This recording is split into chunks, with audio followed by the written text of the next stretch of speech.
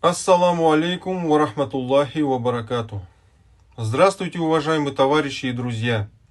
Обращаюсь к вам от имени Астраханской региональной молодежной общественной организации «Центр ногайской культуры и ЕДГ». Обращаюсь не только ко всем ногаям, но и ко всем жителям нашей Астраханской области.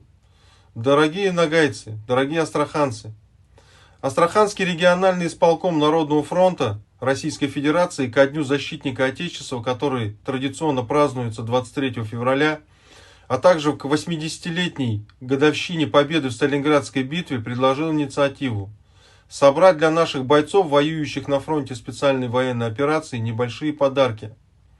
От каждой семьи один комплект теплого белья, либо пара теплых носков, перчатки, немного твердых конфет.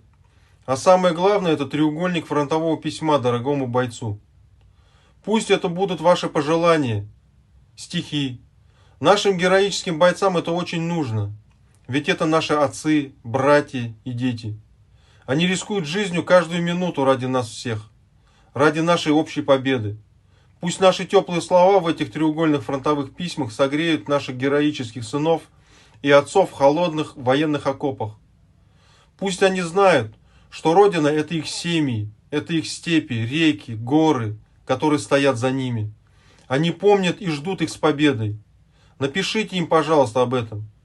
Акция сбора будет длиться до 15 февраля включительно. Пункты сбора — помещений местных администраций, школы, офисы Астраханского регионального исполкома Народного фронта Российской Федерации. Контактные телефоны для связи вы видите на экране. Мы обязательно победим. Обязательно победа будет за нами. Ассаламу алейкум ва рахматуллахи ва баракату.